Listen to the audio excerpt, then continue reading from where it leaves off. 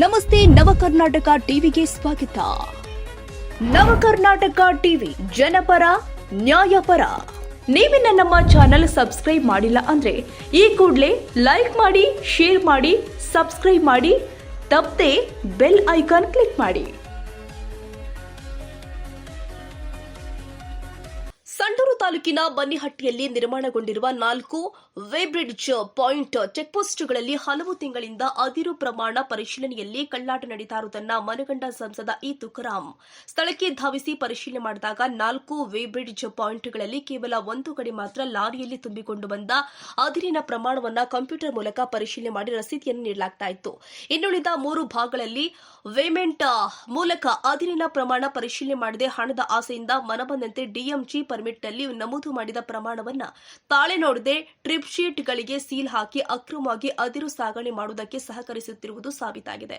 ಚೆಕ್ಪೋಸ್ಟ್ನಲ್ಲಿ ದಿನಕ್ಕೆ 1000 ಲಾರಿಗಳು ಅದಿರನ್ನ ತುಂಬಿಕೊಂಡು ಬರ್ತಾ ಇದ್ದು, ಒಂದೊಂದು ಲಾರಿಯಲ್ಲಿ ಕನಿಷ್ಠ 16 ರಿಂದ 20 ಟನ್ನಷ್ಟು ಅದಿರನ್ನ ರಫ್ತು ಮಾಡ್ತಾ ಇದ್ದು, ಸಂಬಂಧಪಟ್ಟ ಅಧಿಕಾರಿಗಳ ನಿರ್ಲಕ್ಷ್ಯತನದಿಂದ ನಮ್ಮ ನಾಡಿನ ಸಂಪತ್ತು ಬೇರೆಡೆಗೆ ಅಕ್ರಮವಾಗಿ ಪೋಲಾಗ್ತಾ ಇದೆ ಅಂತ ಗುಡುಗಿದ್ದಾರೆ. ಅಲ್ಲದೆ ಈ ವಿಷಯವಾಗಿ ಮೇಲಧಿಕಾರಿಗಳ ಗಮನಕ್ಕೆ ತಂದರೂ ಕೂಡ ಯಾವುದೇ ಸೂಕ್ತ ಕ್ರಮ ಕೈಗೊಳ್ಳದೆ ಎಲ್ಲವೂ ಕೂಡ ಸರಿ ಇದೆ ಅಂತ ಹೇಳುತ್ತಾ ಈ ಕಳ್ಳ ಸಾಕಾಣಿಕೆಯಲ್ಲಿ ಪಾಲುದಾರರಾಗಿದ್ದಾರೆ ಎಂದು ಆರೋಪಿಸಿದರು.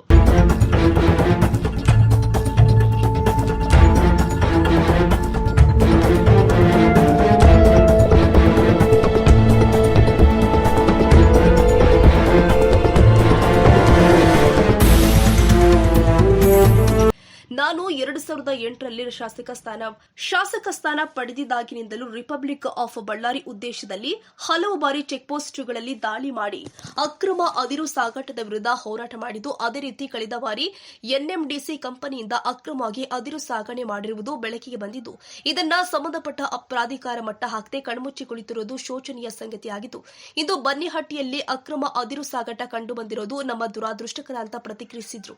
ಈ ವಿಷಯವಾಗಿ ಸಂಬಂಧ ಅಧಿಕಾರಿಗಳು ಸೂಕ್ತ ಕ್ರಮ ವಹಿಸಿ ಅಕ್ರಮವಾಗಿ ನಮ್ಮ ನಾಡಿನ ಸಂಪತ್ತು ಪೋಲಾಗದಂತೆ ನಿಗಾ ವಹಿಸುವಂತೆ ಒತ್ತಾಯಿಸಿದರು.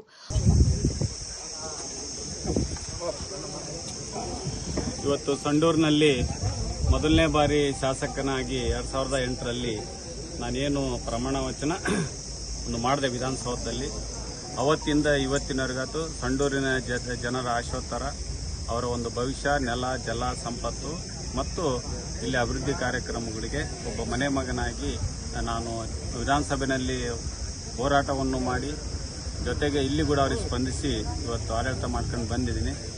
ರಿಪಬ್ಲಿಕ್ ಆಫ್ ಬಳ್ಳಾರಿ 2008ರಾಗ ಏನು ರಿಪಬ್ಲಿಕ್ ಆಫ್ ಬಳ್ಳಾರಿ ಬಂತು, ಅವತ್ತು ಕೂಡ ನಾನು ಚೆಕ್ ಪೋಸ್ಟ್ಗಳು ರೇಡ್ ಮಾಡಿದ್ದೆ. ನಾನು ಕೂಡ ಅವತ್ತು ಚೆಕ್ ಪೋಸ್ಟ್ಗಳು ರೇಡ್ ಮಾಡ್ತಿದ್ವಿ. ಅವತ್ತು ಮಾನ್ಯ ಮುಖ್ಯಮಂತ್ರಿಗಳು ಅವತ್ತೇನು ಯಡಿಯೂರಪ್ಪ ಸಾಹೇಬರು, ಸದಾನಂದ ಗೌಡ್ರಿಗೆ ಅವ್ರಿಗೂ ಪತ್ರ ಬರೆದಿರೋವೆಲ್ಲ ಇದೆಲ್ಲ ಬರೆದಿದ್ದೀನಿ. ಇವತ್ತು ಇಷ್ಟೆಲ್ಲ ಅಕ್ರಮ ನಡೀತಾ ಇದೆ, ಇದು ಯಾವುದೇ ಕಾರಣಕ್ಕೂ ನಡಿಬಾರ್ದು. ಇದು ದೇಶದ ಸಂಪತ್ತು, ನಾಡಿನ ಸಂಪತ್ತು, ಇದು ಸಕ್ರಮವಾಗಿ ನೀಟಾಗಿ ಹೋಗಬೇಕು ಅಂತಂತೆಲ್ಲ ಅವತ್ತು ಹೋರಾಟವನ್ನು ಮಾಡಿದ್ವಿ. ಇವತ್ತು ಅದೇ ರೀತಿಯಲ್ಲಿನೇ ಮತ್ತೆ ಅವತ್ತೆಲ್ಲ ಅಕ್ರಮಗಾಣಿಕೆ ನಿಮಗೂ ಗೊತ್ತಿದೆ, ಬಳ್ಳಾರಿ ಜಿಲ್ಲೆಯಲ್ಲಿ ಏನು ನಡೀತು ಅಂತೇಳಿ ಅದ್ರ ಬಗ್ಗೆ ನಾನು ಪ್ರಸ್ತಾಪ ಮಾಡಕ್ಕೆ ಹೋಗಿ ನಿಮಗೆಲ್ಲ ಕಣ್ಣಾರ ಕಂಡಿದ್ದೈತೆ ಎಲ್ಲರೂ ಕೂಡ.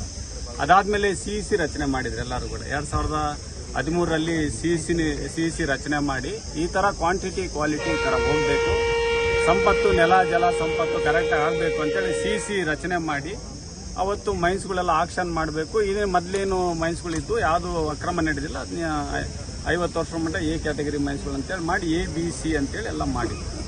ಅದಾದಮೇಲೆ ಇದು ಸಕ್ರಮವಾಗಿ ನಡಿಬೇಕು ಅಂತೇಳಿ ಇವತ್ತೇನು ಮೈನ್ಸ್ಗಳು ಫ್ಯಾಕ್ಟ್ರಿಗಳಿಗೇನು ಹೋಗ್ತಾ ಇದೆ ಆ ಮೆಟೀರಿಯಲ್ಲು ಅಲ್ಲಿಂದ ಬಂದಿದ್ದು ಇಂಟಿಗ್ರೇಟೆಡ್ ಚೆಕ್ ಪೋಸ್ಟ್. ಇದನ್ನ ಚೆಕ್ ಪೋಸ್ಟ್ ಇದನ್ನ ಮಾಡಿಸಿ ಅಲ್ಲಿ ಪ್ರೊಡಕ್ಷನ್ ಆಗಿರೋ ಮೆಟೀರಿಯಲ್ ಇನ್ನೇನು ಡಿಸ್ಪ್ಯಾಚ್ ಕ್ವಾಂಟಿಟಿ ಅಂದ್ರೆ ಅರೈವಲ್ ಕ್ವಾಂಟಿಟಿ ಏನು ಹೋಗ್ತದಲ್ಲ ಅದು ವೆರಿಫಿಕೇಶನ್ ಆಗ್ಬೇಕು, ಅಂದ್ರೆ ರಿಕ್ಯಾನ್ಸಲ್ ಆಗಬೇಕು. ನಮ್ದು ಹೆಂಗೆ ನಮ್ಮ ಚೆಕ್ ಬುಕ್, ಬ್ಯಾಂಕ್ ಬುಕ್ ಹೆಂಗೆ ರಿಕ್ಯಾನ್ಸಲ್ ಆಗ್ತದಲ್ಲ ಹಂಗೆ ರಿಕ್ಯಾನ್ಸಲ್ ಆಗಬೇಕು ಅಂತಂತೇಳಿ ಇವತ್ತು ಈ ಚೆಕ್ ಪೋಸ್ಟ್ ಇಲ್ಲೊಂದು, ಹೊಸಪೇಟೆ ಒಂದು ಮಾಡಿರ್ತಕ್ಕಂಥದ್ದು. ಇವತ್ತು ಇದನ್ನೆಲ್ಲ ನನಗೆ ಸ್ವಲ್ಪ ಗಮನಕ್ಕೆ ಬಂದಿತ್ತು ಇದ್ರದ್ದೆಲ್ಲದು ಕೂಡ. ಈ ಹಿಂದೆ 2019ರಲ್ಲಿ ನಾನು ಕೂಡ ರೇಡ್ ಮಾಡಿದ್ದೆ ಒಂದ್ಸರಿ. ರೇಡ್ ಮಾಡಿದಾಗ ಅವತ್ತೆಲ್ಲ ಒಪ್ಕೊಂಡ್ರು. ಅದು ಟೆಕ್ನೋವೇಟ್ಸ್ ಅಂತೇಳಿ ಒಂದು ಕಂಪನಿ, ಅದೆಲ್ಲ ಕ್ಯಾಲಿಬ್ರೇಷನ್ ಮಾಡೋದು ಇದ್ರದ್ದೆಲ್ಲ ಒಪ್ಕೊಂಡಿದ್ದೆ. ನಾನು ಅವತ್ತೇ ಹೇಳಿದೆ ಇನ್ನೊಂದು ಸರಿ ಇವತ್ತು ಈ ಥರ ಆಗಬಾರ್ದು. 2019ರಲ್ಲಿ ಪತ್ರ ಬಂದಿನ ಆ ಪತ್ರ ಕೂಡ ನಿಮಗೆ ಕೊಡ್ತೀನಿ. ಇವತ್ತು ನಾನು ರೇಡ್ ಮಾಡಿದೆ ಅವತ್ತು ಹೇಳಿದ್ವಿ. ಅವತ್ತು ನನಗೆ ಇಲ್ಲ ಬೇರೆ ಖಾಸಗಿ ಕಂಪ್ನಿಯವರು ಸಂಬಳ ಕೊಡ್ತಾ ಇದ್ರು ಅವರಿಗೆಲ್ಲ. ಅವತ್ತು ಹೋಮ್ ಗಾರ್ಡ್ಸ್ ಕೂಡ ಇರಲಿಲ್ಲ ಅವತ್ತೆಲ್ಲ. ಅವತ್ತು ನನಗೆ ಒಂದು ಲಾರಿಗೆ 400 ರಿಂದ 300 kg ಡಿಫರೆನ್ಸ್ ಬರ್ತಾ ಇತ್ತು.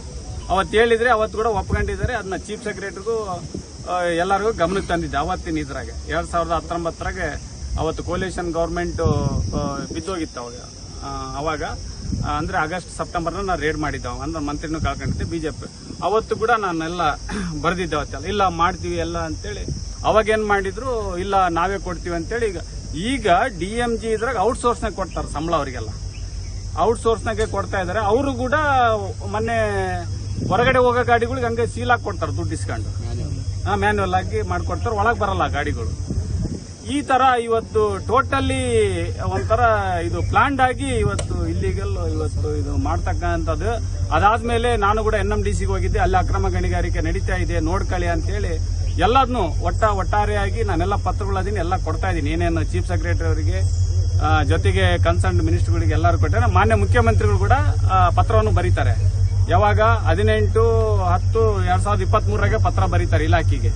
ಇವತ್ತು ಏನೇನು ನಡೀತಾ ಇದಾವೆ ಚೆಕ್ ಪೋಸ್ಟ್ಗಳು ಅದೆಲ್ಲ ಸಕ್ರಮ ನಡೀಬೇಕು, ಯಾವುದೇ ಕಾರಣಕ್ಕೂ ನಮ್ಮ ಸರ್ಕಾರಕ್ಕೆ ಬರಬಾರದು ಅಂತೇಳಿ ಇದರಲ್ಲಿ ಫಾರೆಸ್ಟ್ ಮತ್ತು DMG ಇದ್ರಾಗೆಲ್ಲ ಕಂಪ್ಲೀಟ್ ಆಗಿ ನೆಗ್ಲಿಜೆನ್ಸಿ ಆಗಿ ಇಲ್ಲ ಸಂಪತ್ನ ಇವತ್ತು ಅಕ್ರಮ ಗಣಿಗಾರಿಕೆಯಾಗಿ ಇವತ್ತೆಲ್ಲ ಮಾಡ್ತಾ ಇದೆ. ಇದಕ್ಕೆ ಉದಾಹರಣೆಯಾಗಿ NMDC ಅಕ್ರಮ ಗಣಿಗಾರಿಕೆ ಸಾಕ್ಷಿ ಆಗಿದೆ. ಇವತ್ತೆಲ್ಲ ಇನ್ಸ್ಟ್ರೂಮೆಂಟಿಗೆ ಇವತ್ತು ರಾಜಾರೋಷವಾಗಿ ಗಾಡಿಗಳು ವೇಮೆಂಟ್ ಆಗದಂಗೆ ಚೆಕ್ ಆಗದಂಗೆ ಹೋಗ್ತಕ್ಕಂಥದ್ದು. ಇವತ್ತು ನನಗೆ ಸ್ಮೆಲ್ ಬಂದಾಗ ಇವತ್ತೆಲ್ಲ ರೇಡ್ ಮಾಡಿದ್ದೀನಿ, ಇವತ್ತೆಲ್ಲ ಕಂಪ್ಲೀಟ್ ಆಗಿ. ಇದು ಆಲ್ರೆಡಿ ಈ ಹಿಂದೆ ಕೂಡ ನಾನು DC ಅವ್ರ ಕಡೆ ಮೀಟಿಂಗ್ ಕೂಡ ಮಾಡಿದ್ದೀನಿ. DC ಅವ್ರ ಜಿಲ್ಲಾಡಳಿತಕ್ಕೂ ಗಮನಕ್ಕೆ ತಂದಿದ್ದೀನಿ. ಅವರು ಕೂಡ ಜಿಲ್ಲಾಧಿಕಾರಿಗಳು ಇವತ್ತು ಗಮನ ಕೂಡ ಹರಿಸಿಲ್ಲ ಇದರಲ್ಲಿ. ಒಟ್ಟಾರೆಯಾಗಿ ಜಿಲ್ಲಾಡಳಿತ ಇಲ್ಲಿ DMG ಮೇಡಮ್ ಏನಿದಾಳಲ್ಲ ದಿವ್ಯ ಆಯಮ್ಮಂದು ಒಂದು ನಿರ್ಲಕ್ಷ್ಯ, ಜೊತೆಗೆ ಫಾರೆಸ್ಟ್ ಡಿಪಾರ್ಟ್ಮೆಂಟ್ ಎಲ್ಲರೂ ಸೇರ್ಕೊಂಡು ಇವತ್ತು ಅದೇನೋ ಗೊತ್ತಿಲ್ಲ, ಇದನ್ನ ಮುಂದಿನ ದೊಡ್ಡ ತನಿಖೆಗೆ ನಾನು ಆಗ್ರಹ ಮಾಡ್ತಾ ಇದ್ದೀನಿ. ಇದು ಚೀಫ್ ಸೆಕ್ರೆಟರಿ ಅವರಿಗೂ ಮತ್ತೆ ಮಾನ್ಯ ಮುಖ್ಯಮಂತ್ರಿಗಳು ನಾನು ಪತ್ರವನ್ನು ಬರೀತಾ ಇದ್ದೀನಿ. ರ್ಯಾಂಡಮ್ ಆಫ್ ಇಲ್ಲಿಗಲ್ ನಿಂತಿದೆ, ಟೆಕ್ನಿಕಲ್ ಇಲ್ಲಿಗಲ್ ನಡೀತಾ ಇದೆ. ಅಲ್ಲ, ಈಗ ನಾವ್ ಹೇಳೋದಕ್ಕಿನ್ನ ಅದು ತನಿಖೆ ಸಂಸ್ಥೆಯಿಂದ ನಾವು ಅದನ್ನ ಪ್ರೂವ್ ಮಾಡ್ತೀವಿ. ಇನ್ವೆಸ್ಟಿಗೇಷನ್ ಟೀಮ್ ಒಂದು ಅಪಾಯಿಂಟ್ ಮಾಡಕ್ ಹೇಳ್ತೀವಿ. ಇಲ್ಲಿ ತೋರಿಸ್ತೈತಲ್ಲ, ಅದೇ ಮತ್ತೆ ಇದನ್ನಾಗಿನೇ ಇವತ್ತೆಲ್ಲ ಅದನ್ನ ಬೇಸಿಕಲಿ ನನಗೂ ಮೈನಿಂಗ್ ಗೊತ್ತಿರ್ತಕ್ಕಂತಾನೆ ನಾನು ಕೂಡ. ಈಗ ಏನಾಗ್ತದೆ ಎಲ್ಲಿ ಹೇಳ್ಬೇಕು ಅದು ಹೇಳ್ಬೇಕಾಗ್ತದೆ ಎಲ್ಲದು ಕೂಡ. ಇದು ಏನಪ್ಪಾ ಅಂದ್ರೆ ರಾಯಲ್ ಇಲ್ಲಿಗಲ್ ಅಂತ, ಇದು ರಾಯಲ್ ಇಲ್ಲಿಗಲ್. ಇದು ಇವಾಗ ನೀವು ಇಲ್ಲಿ ದಾಳಿ ಮಾಡಿದಾಗ ನಿಮ್ಗೆ ಏನೇನು ವ್ಯತ್ಯಾಸಗಳು ಕಾಣಿಸ್ತದೆ? ಅದೇ ಹೇಳಿದ್ನಲ್ಲ, ಎಲ್ಲ ಅದು ಎಲ್ಲೆಲ್ಲಿ ಕಂಪ್ಲೀಟ್ ಆಗಿ ಇವತ್ತೇನು ಇಲ್ಲಿ ಪ್ರಾಮಾಣಿಕತೆಯಿಂದ ನಡಿಬೇಕಾಗಿತ್ತು ಅದೆಲ್ಲ ಕಂಪ್ಲೀಟ್ ಆಗಿ ಫೇಲ್ಯೂರ್ ಆಗಿದೆ. ಇಲ್ಲ ಜಿಲ್ಲಾಡಳಿತ ಕೂಡ ಇದರಲ್ಲಿ ನಿರ್ಲಕ್ಷ್ಯ ವಹಿಸಿದೆ, ಇದ್ರಾಗ ಕೂಡ ಸಂಬಂಧಪಟ್ಟ ಇಲಾಖೆ ನಿರ್ಲಕ್ಷ್ಯ ವಹಿಸಿದೆ. ಎಲ್ಲ ಮೀಟಿಂಗ್ಗಳಾಗಿದೆ, ಎಲ್ಲ ಆಗಿದೀವಿ. ಜೊತೆಗೆ ಇವತ್ತು NMDC ಕೂಡ ತನಿಖೆ ನಡೀತಾ ಇದೆ. ಆ ತನಿಖೆನು ಇದು ತನಿಖೆ ಕೂಡ ಕಂಪ್ಲೀಟ್ ಆಗಿ ನಾನು ತನಿಖೆಗೆ ಡಿಮಾಂಡ್ ಮಾಡ್ತಾ ಇದ್ದೀನಿ. ಎಲ್ಲ ಕಂಪ್ಲೀಟ್ ಮಾಡಿ ಮುಂದಿನ ದಿನದಲ್ಲಿ ದೇಶದ ಸಂಪತ್ತು ಕಂಪ್ಲೀಟ್ ಆಗಿ ಇದು ಯಾವುದೇ ಕಾರಣಕ್ಕೂ ಇಲ್ಲಿಗಲಾಗ ಪ್ರಾಮಾಣಿಕತೆ ನಡೀತಕ್ಕಂಥ ವ್ಯವಸ್ಥೆ ಮಾಡ್ಬೇಕಂತ ನಾನು CC ಕೂಡ ಬರೀತೀನಿ ಡೆಲ್ಲಿಗೆ. ಇಲ್ಲಿಗಲ್ ಆಗುತ್ತಲ್ಲ, ಈ ಸೆಟಪ್ ಇಂದ ಯಾರಿದ್ದಾರೆ ನನಗೆ ಗೊತ್ತಿಲ್ಲ, ತನಿಖೆಯಿಂದ ಹೊರಗೆ ಬರಲಿ ಅದೆಲ್ಲ. ನಾನು ಮಾನ್ಯ ಮುಖ್ಯಮಂತ್ರಿಗಳಿಗೂ ಮತ್ತೆಲ್ಲ ಗಮನಕ್ಕೆ ತರ್ತೀನಿ ನಾನು. ಸರ್, ಈಗ ಈ ಚೆಕ್ ಪೋಸ್ಟ್ಗಳನ್ನೆಲ್ಲ ಮೇಂಟೈನ್ ಮಾಡೋದಕ್ಕೆ ಜಿಲ್ಲಾಡಳಿತ DMF ನಾನು ಅದನ್ನೇ ಜಿಲ್ಲಾಡಳಿತ ಗಮನಕ್ಕೆ ತಂದಿದ್ದೆ. ಆದ್ರೆ ಜಿಲ್ಲಾಧಿಕಾರಿಗಳು ಇದ್ರ ಬಗ್ಗೆ ಗಮನನೇ ಹರಿಸಿಲ್ಲ. ಎಲ್ಲ ನಾನು ಅಲ್ಲಿ ಮುಖ್ಯಮಂತ್ರಿ ಆಫೀಸಿಗೆ ಕೂಡ ಗಮನಕ್ಕೆ ತಂದಿದ್ದೀನಿ, ಇಷ್ಟೆಲ್ಲ ಆಗ್ತಾ ಇದ್ದಾವೆ ಹಿಂಗೆಲ್ಲ ಅಂತೇಳಿ. ನಾನೇನ್ ಗಮನಕ್ಕೆ ತರಬೇಕು, ಏನ್ ಪತ್ರ ಮಾಡ್ಬೇಕೆಲ್ಲ ಮಾಡಿಲ್ಲ. ಸರ್, ಇಷ್ಟು ದೊಡ್ಡದಾಗಿ ಅಕ್ರಮ ಅನ್ನೋ ತರ ಕಾಣಿಸ್ತಾ ಇದ್ರು ಮೇಂಟೆನೆನ್ಸ್ಗೆ ದುಡ್ಡು ಕೊಡೋದಕ್ಕೆ ಜಿಲ್ಲಾಡಳಿತ ಅವರೆಲ್ಲ DMG ಅವ್ರು ಹೇಳಿ, ಫಾರೆಸ್ಟ್ನವರೆಲ್ಲ ಹೇಳಿ ಇದೆಲ್ಲ ಬರ್ಲಿ, ಇದೆಲ್ಲ ಜಾಯಿಂಟ್ ಇದು ಬರ್ತತೆ, ಅಂದ್ರೆ ರೆಸ್ಪಾನ್ಸಿಬಿಲಿಟಿ ಬರ್ತತೆ. ನಂದು ಒಬ್ಬ ಜನಪ್ರತಿನಿಧಿಯಾಗಿ ನೆಲ ಜಲ ಸಂಪತ್ತು, ನಾವು ಸಿದ್ದರಾಮಯ್ಯ ಸಾಹೇಬ್ರ ಒಂದು ಆಶೀರ್ವಾದದಿಂದ ಇವತ್ತೆಲ್ಲ ನಾವೆಲ್ಲ ಸಂತೋಷ್ ಲಾಡ್ ಸಾಹೇಬ್ರು ನಾವೆಲ್ಲ ಇಲ್ಲಿ ಒಂದು ನೆಲ ಜಲ ಸಂಪತ್ತಿಗೆ ನಾವೆಲ್ಲ ಹೋರಾಟ ಮಾಡ್ಕೊಂಡು ಬಂದಿದೀವಿ. ಮುಂದೆ ಕೂಡ ಸಹಾಯ ಮಟ್ಟ ಹೋರಾಟ ಮಾಡ್ತೀವಿ. ಯಾವುದಕ್ಕೆ ಇಲ್ಲಿಗಲ್ ಅವಕಾಶ ಕೊಡಂಗಿಲ್ಲ. ಇವತ್ತಿಷ್ಟಾದ್ರೂ ಕೂಡ ನೆಗ್ಲಿಜೆನ್ಸ್ ಆಗಿದೆ. ಮುಂದಿನ ದಿನದಲ್ಲಿ CC ಪ್ಲಸ್ ಇದು ತನಿಖಾ ಸಂಸ್ಥೆ, ನಾನು ಚೀಫ್ ಸೆಕ್ರೆಟರಿ ಕೂಡ ಲೆಟರ್ ಬರೆದಿದ್ದೀನಿ. ಅದರಲ್ಲಿ ನಾವೆಲ್ಲ ಕರೆಕ್ಟ್ ಮಾಡ್ತೀವಿ ಅಂತ ಹೇಳಿದ್ರೆ ಇದು ಬ್ರಹ್ಮಾಂಡ ಇವತ್ತು ಎದುರಿಗೆ ತೋರಿಸಿದ್ದೀನಿ.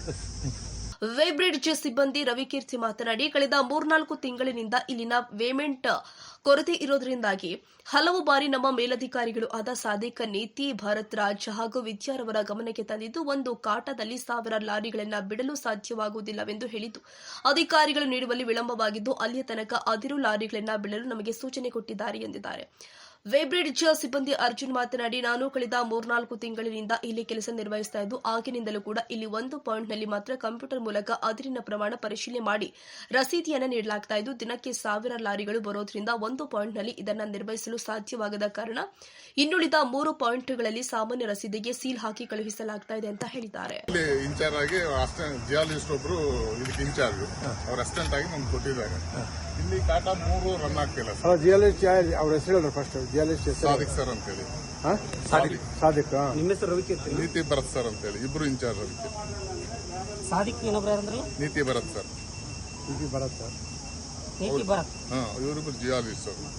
ನೀವೇ ಆಮೇಲೆ ಡಿ ಮೇಡಮ್ ಅವರು, ಮೇಡಮ್ ಹೆಸರು ವಿದ್ಯಾ ಮೇಡಮ್ ಅಂತ ಹೇಳಿ. ನಿಮ್ಮ ಹೆಸರು ಹೇಳ್ರಿ. ನನ್ನ ಹೆಸರು ರವಿಕೀರ್ತಿ ಅಂತ ಸರ್. ಹೇಳ್ರಿ, ಯಾವಾಗಲಿಂದ ಪ್ರಾಬ್ಲಮ್ ಇದೆ ಇದು? ಸರ್ ಅಲ್ಲ ಸುಮಾರು ದಿವಸದಿಂದ ಪ್ರಾಬ್ಲಮ್ ಇದೆ ಸರ್. ನಾನು ಹೇಳಿದ್ದೀನಿ ಸರ್, ಕ್ಯಾಲಿಬ್ರೇಷನ್ ಆಗೋದು ಒಂದೇ ಇದು ಮಾಡಿಸಿರೋದು, ಈ 3 ರಿಪೇರಿಗೆ ಇದಾವೆ ಅಂತೇಳಿ ನಮ್ಮ ಡಿ ಮೇಡಮ್ ಅವ್ರು ಕಂಪ್ಲೇಂಟ್ ಮಾಡಿದ್ದೀವಿ ನಾವು. ಎಷ್ಟು ತಿಂಗಳಾಯ್ತು ಮಾಡಿ? ಅಲ್ಲೇ ಒಂದು 3-4 ತಿಂಗಳ ಮೇಲೆ ಆಯ್ತು ಸರ್. ಅವಾಗ ಅದೊಂದು ಕ್ಯಾಲಿಬ್ರೇಷನ್ ಮಾಡಿಸಿದ್ದಾರೆ. ಇದನ್ನ ಯಾವ ಕ್ಯಾಲಿಬ್ರೇಷನ್ ಮಾಡ್ಸೋಕ್ಕೆ ವೆಯ್ಟ್ ಆ್ಯಂಡ್ ಮೆಜರ್ಮೆಂಟ್ನವ್ರು ಬಂದು ಇದಕ್ಕೆ ಪರ್ಮಿಷನ್ ಕೊಡಬೇಕು. ಆ ಪರ್ಮಿಷನ್ ಕೊಡದಲ್ಲೇ ನಾವು ವೇಮೆಂಟ್ ಮಾಡಬಾರ್ದು ಇದು. ಆದರೂ ಕೂಡ ಏನಾಗಿದೆ ಸರ್ ಅಂದರೆ ಈ ಸ್ಟಾರ್ಟಪ್ ಮೇಲೆ ವೇಮೆಂಟ್ ಅಲ್ಲಿ ಇಂಡಿಕೇಟರ್ ಇದೆಯಲ್ಲ, ಆ ಇಂಡಿಕೇಟರ್ನ ನಾವು ಆನ್ ಮಾಡೋಕ್ಕೆ ಇದಿಲ್ಲ sir. Permission weight and measurement ಇದ್ದಲ್ಲೇ ಬರಬೇಕು. ಅದು ಬಂದರೆ ಮಾತ್ರ ಆನ್ ಮಾಡಬೇಕು. ನಾವು ನಮ್ಮ ಸಾಹೇಬ್ರಿಗೆ ಇನ್ಫಾರ್ಮ್ ಮಾಡಿದ್ದೀವಿ. ಇಲ್ಲಿ ಒಂದು ಕಾಟದ ಮೇಲೆ 2000-1500 ಗಾಡಿ ಬಂದರೆ ಬಿಡೋಕ್ಕಾಗೋದಿಲ್ಲ ಸರ್ ಅಂತ. ಎಮರ್ಜೆನ್ಸಿ ಇದ್ದಾಗ ಬಿಡಬೇಕಪ್ಪ ಬಿಡು ಅಂತ ಹೇಳಿದ್ದಾರೆ. ಜಿಯಾಲಜಿಸ್ಟ್ಗಳು ಮತ್ತು ನಮ್ಮ ಡಿ ಮೇಡಮ್, ನಮ್ಮ ಅಧಿಕಾರಿಗಳು ಎಲ್ಲರೂ ಹೇಳಿದ್ದಾರೆ. ಮೆಜರ್ಮೆಂಟ್ ರಾಂಗ್ ಆಗುತ್ತಲ್ಲ? ಹೌದು ಸರ್, ಆಗುತ್ತೆ. ಅವ್ರಿಗೆ ಹೇಳಿದ್ದೀನಿ, ಅವ್ರಿಗೆ ಇಂಟಿಮೇಷನ್ ಅವ್ರು ಹೆಂಗೆ ಹೇಳ್ತಾರೆ ನಾವು ಹಂಗೆ ಮಾಡಬೇಕಲ್ಲ, ಅದು ಮಾಡಿದ್ದೀವಿ ಸರ್ ಅಷ್ಟೇ. ಉಳಿದಿದ್ದನ್ನು ಅವ್ರಿಗೆ ಕೇಳಿ ಸರ್, ಅವ್ರಿಗೆ ಕೇಳ್ಬಿಟ್ರಿ ನೀವು ಯಾಕೆ ಪರ್ಮಿಷನ್ ಕೊಡ್ತೀರಿ ಅಂತ ಅವ್ರಿಗೆ ಕೇಳಿ ಅಧಿಕಾರಿಗಳನ್ನ. ಈಗ ನಾನಂತೂ ಹೇಳಿದ್ದೀನಿ, ನಾನು ಪರ್ಮಿಷನ್ ಹೇಳೇ ಮಾಡಿದ್ದೀನಿ ಟ್ರಾಫಿಕ್ ಆಗಿರೋದ್ರಿಂದ ಅಂತ ಹೇಳ್ಬಿಟ್ಟು. ಇನ್ನು ಉಳಿದಿದ್ದೆಲ್ಲ ನಮ್ಮ ಡಿ ಮೇಡಮ್ ಅಂತ ಹೇಳ್ತಾರೆ. ಅಂದ್ರೆ ಫ್ರಮ್ 3 ತಿಂಗಳಿಂದ ಆಯ್ತು ಇದೆ ಇದೆ ಸರ್, ಇದೆ. 3 ತಿಂಗಳು ಜಾಸ್ತಿ ಆಯ್ತು. ಇಲ್ಲ ಅಷ್ಟೇ ಸರ್, ಹಂಗೆ ಬರಿತಾ ಇರ್ತೀವಿ ಕಂಪ್ಲೇಂಟ್ ಸರ್. ಯಾವಾಗಲೂ ಕಂಪ್ಲೇಂಟ್ ಇದೆ ಕಂಪ್ಲೇಂಟ್ ರೈಸ್ ಮಾಡಿದ್ದೆ ಅವಾಗ ನೋಡ್ಬಿಡಿ. ನೋಡಿ, ಕಂಪ್ಲೇಂಟು ಬರ್ಕೊಟ್ಟಿದ್ದೀನಿ. ಫಸ್ಟ್ ಕಂಪ್ಲೇಂಟ್ ಅಲ್ಲ ಹೇಳಿದ್ದು ಅವು ಯಾವಾಗ ಇರ್ತಾವೆ ಸರ್ ಕಂಪ್ಲೇಂಟ್ಗಳು. ಇದ್ರದ್ದು ಕಂಪಲ್ಸರಿ ಅಷ್ಟೇ ಅಲ್ಲ. ಈಗ ಆಮೇಲೆ ಎಲ್ಲಿಂದ ಶುರು ಆಗಿದೆ ಮೇಡಮ್ ಅವ್ರ ಕಂಪ್ಲೇಂಟ್ ಬರ್ಕೊಟ್ಟಿದ್ದೀನಿ, ಅಲ್ಲಿ ಇರ್ತದೆ ರಿಪೋರ್ಟ್. ನಾನು ಆಮೇಲೆ ಹೇಳ್ತೀನಿ, ಮೇಡಮ್ ಅವ್ರ ಕಳಿಸಿದ ಮೇಲೆ ಹೇಳ್ತೀನಿ. ಅವ್ರಿಗೆ ನಮ್ಮ ಮೇಡಮ್ ಅವ್ರಿಗೆ ಕೇಳಿದ್ರೆ ಯಾಕೆ ಪರ್ಮಿಷನ್ ಕೊಡಿ. ಒಂದು ವರ್ಷ ಆಯ್ತು ಈ ಥರ ಪ್ರಾಬ್ಲಮ್ ಆಗಿ ಸರ್. ಆ ಕಾಟಗಳೆಲ್ಲ ಪ್ರಾಬ್ಲಮ್ ಆಗಿ ಈಗ ಎಷ್ಟೊಂದು 6 months 7 months ಆಗಿದೆ. ಅವರು ವೆಯ್ಟ್ ಆ್ಯಂಡ್ ಮೆಜರ್ಮೆಂಟ್ ಅವ್ರು ಬಂದು ನೋಡಿಬಿಟ್ಟು ಈ 3 ಕಾಟನೂ ನಾವು ಮಾಡೋದಿಲ್ಲ, ಸ್ಟಾಪ್ ಇದು ಮಾಡಿದ್ರೆ ನಿಲ್ಲಿಸಿ ಅಂತ ಹೇಳ್ಬಿಟ್ಟು ನಿಲ್ಲಿಸಿ ಅದೊಂದಕ್ಕೆ ಪರ್ಮಿಷನ್ ಕೊಟ್ಟೋಗಿದ್ದಾರೆ. ಸರ್ಟಿಫಿಕೇಟ್ ಇದೆ ಅದ್ರ ಮೇಲೆ ರನ್ ಮಾಡಬೇಕು. ಬಟ್ ನಮ್ಮ ಸಾಹೇಬ್ರು ಕೇಳಿದಾಗ ಈ ಥರ ರೋಡೆಲ್ಲ ಫುಲ್ಲು ಟ್ರಾಫಿಕ್ ಆದಾಗ ಮತ್ತೆ ಎಮರ್ಜೆನ್ಸಿ ಏನು ಮಾಡೋಕ್ಕಾಗಲ್ಲಪ್ಪ ಬಿಡು ಅಂದಿದ್ದಾರೆ, ಬಿಟ್ಟಿದ್ದೀವಿ ಅಷ್ಟೇ. ಅಲ್ಲ, ಈ ಪ್ರಾಬ್ಲಮ್ ಇದೆಯಾ? ಏನಾದರೂ ಇಂಟೆನ್ಷನಲಿ ಸ್ಟಾಪ್ ಮಾಡಿದಾರ? ಇಲ್ಲ ಪ್ರಾಬ್ಲಮ್ ಇದೆ ಸರ್. ಕ್ಯಾಲಿಬ್ರೇಷನ್ ಆಗಿಲ್ಲ ಅಂದ್ರೆ ಪ್ರಾಬ್ಲಮ್ ಅಂತಲ್ಲ ಸರ್. ಈ ವೆಯ್ಟ್ ಆ್ಯಂಡ್ ಮೆಜರ್ಮೆಂಟ್ನಾರು 3ಕ್ಕೆ ಪೇಮೆಂಟ್ ಮಾಡಬೇಡ್ರಿ ಅಂತ ಹೇಳಿದ್ದಾರೆ. ಗಾಡಿಗಳು ಬರ್ತಕ್ಕಂಥ ಎಷ್ಟು ಮಟ್ಟ ಸರಿ ನೀವು ಪ್ರಾಬ್ಲಮ್ ಇದೆ ಅಂತ ಗೊತ್ತಿದ್ದು ಕೂಡ ಗಾಡಿಗಳು ಬಿಡ್ತಿದ್ದಲ್ಲ ಸರ್. ನಾವು ಅಲ್ಲಿ ಮೈನ್ಸಿಂದ ಪರ್ಮಿಟ್ 2000 ಪರ್ಮಿಟ್ ಕೊಟ್ಟು ಬಿಟ್ಬಿಡ್ತಾರೆ. ಈಗ ರೋಡ್ ಮೇಲೆಲ್ಲ ನಿಂತಾಗ ನಾವು ಯಾರಿಗೆ ಆನ್ಸರ್ ಮಾಡ್ತೀವಿ? ಯಾರಿಗೆ ನಾವು ಅಧಿಕಾರಿಗೆ ಹೇಳಿದ್ದೀವಿ. ಅಧಿಕಾರಿಗಳು ಇನ್ಸ್ಟ್ರಕ್ಷನ್ ಕೊಟ್ಟಿದ್ದಾರೆ ನನಗೇನಂತ, ಈ ಕಾಟ ಈ ಸದ್ಯ ಪರಿಸ್ಥಿತಿಗೆ ವೇಮೆಂಟ್ ಬಿಡೋದ್ರ ಮೇಲೆ ಟ್ರಾಫಿಕ್ ಆದರೆ ಅಂತ ಹೇಳಿದ್ದಾರೆ. ಈ ಟ್ರಾಫಿಕ್ ಆದ್ಮೇಲೆ ಬಿಡಬೇಕಾಗತ್ತೆ. ವೆಯ್ಟ್ ಏರಿಯೇಷನ್ ಆಗಲ್ವಾ ಅಲ್ಲಿಂದ ಇಲ್ಲಿ ಬರೋದು? ಆಗುತ್ತೆ ಸರ್. ಇದಕ್ಕೆ ರೆಸ್ಪಾನ್ಸಿಬಲ್ ಯಾರು? ನಮ್ಮ ಅಧಿಕಾರಿಗಳು ಸರ್. ಸ್ಕ್ರಾಪ್ ಅಂತ ಹೇಳಿದ್ರು ಅವರು. ವೇಟ್ ಅಂಡ್ ಇವರು ಹೋಗ್ತಾ ಇದ್ರು. ನಾನು ಬಂದು ಕೇಳಿದೆ, ಏನಪ್ಪ ಇದು ಗಾಡಿ ಬೈಪಾಸ್ ಹೋಗೋ ಗಾಡಿಗಳ ಸೀಲಾಗಿ ಕಳಿಸ್ತಲ್ಲ ಅಂತ ಕೇಳಿದೆ. ಇಲ್ಲ ಸರ್, ಕಾಟ ಆಗಿದಾವಂತು. ಕಾಟ ಆಗಿದಾವ ಬರೀ ಕಾಟದಾಗ ಹೋಗಂತಂದು ಅವರು ಸೀಲಾಗಿ ಕೊಟ್ರ ಅದನ್ನ ಕರ್ಕೊಂಬಂದು ಕೇಳಿದ್ರಾಗ ಕಾಟದಾಗ ಒಬ್ಬ ಮನುಷ್ಯ ಇದ್ದ. ಕೇಳಿದೆ, ಬೇಗ ಬಿಡ್ರಿ ಏನ್ರಿ ಇದು ಹೋಗ್ತಾ ಇದೆ ಗಾಡಿ ಅಂತ ಕೇಳಿದೆ. ಇಲ್ರಿ ಇಲ್ಲಿ ಕಾಟದ ಮೇಲೆ ಬಂದಿಲ್ಲ ಅಂತ. ಮತ್ತೆ ಸೀಲ್ ಹೆಂಗೆ ಆಯ್ತು ರೀ ಅಂತ ಕೇಳಿದ್ರೆ ನನಗೆ ಗೊತ್ತಿಲ್ಲ ಸರ್ ಅಂತ ಕೇಳಿದ್ರು. ಅದೇಂಗೆ ಗೊತ್ತಾಗಲ್ರಿ ನಿಮಗೆ, ನೀವು ಕಾಟ ಮಾಡ್ತಿದ್ದೀರಲ್ಲ ಹೆಂಗೆ ಗೊತ್ತಾಗಲ್ಲ ನಿಮಗೆ ಅಂತ ಕೇಳಿದ್ರೆ ಅವರು ಇಲ್ಲ ಸರ್ ಹಂಗೆ ಅಂತ ಹೇಳಿದ್ರು. ತಮ್ಮ ಇನ್ಚಾರ್ಜ್ಗಳು ಯಾರು ರವಿ ಸರ್ ಅಂತ ಹೇಳಿದ್ರು. ನಮ್ಮ ಮಹೇಶ್ ಅವ್ರಿಗೆ ಹೇಳಿದ್ರು, ಹಿಂಗೆ ಬೈಪಾಸ್ ಹೋಗ್ತಿದ್ದವ್ರಿ ಅಂತಂದು. ಆಮೇಲೆ ಇವರು ಯಾರು ರವಿಕುಮಾರ್ ಸರ್ ಅವರಿಗೆ ಮಾತಾಡಿದ್ರು. ನಿಮ್ದು ಯಾವರು? ನಮ್ಮ ಬನ್ನೆಟ್ಟಿ. ಯಾವ ಡೇಟಿಗೆ ನಡೆದಿದ್ದು? ಇದು ಫೆಬ್ರವರಿ 24ನೇ ತಾರೀಕು. ಎಷ್ಟು ಲಾರಿಗಳು? 3 ಗಾಡಿ ಹೋಗಿದ್ದಾವೆ. ನನ್ನ ಗಾಡಿಗೆ ಒಂದೇ ಗಾಡಿ ಸಿಕ್ಕಿಲ್ಲ. ಈ ಕಾಟದ ಒಳಗಡೆ ಬಂದಿಲ್ಲ. ನೀವೆಲ್ಲಿ ಹಿಡಿದ್ರಿ ಅದನ್ನು? ಇಲ್ಲಿ ಚೆಕ್ ಪೋಸ್ಟ್ ಮುಂದೆ. ಅದು ಏನು ಗಾಡಿದು ಡಾಕ್ಯುಮೆಂಟ್ಸ್ ಅದಾವ? ಅದೇ ಯಾವ ಗಾಡಿ?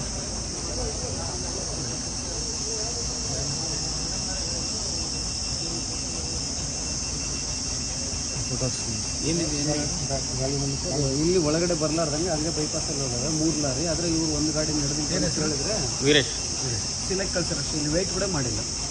ಸಿವಿಲ್ ಲಾರಿ ಅಲ್ಲ? ಹಾಂ, ಸಿವಿಲ್ 3 ಲಾರಿ. 3 ಲಾರಿ ಹೋಗಿದ್ದು. 2 ಗಾಡಿ ಪಾಸ್ ಆಯಿತು. 2 ಗಾಡಿ ಇವೆ ಹೆಂಗೆ ಹೋಗ್ತು ಗಾಡಿ ಅಂತ ನೋಡ್ಕೊಂಡೆ. ಆಮೇಲೆ ಸಂಶಯ ಬಂತು. ವೀರೇಶ್ ಅಲ್ಲಿ. ವೀರೇಶು ಬನ್ನಿ ಹಾಕಿನ? ಹೌದು.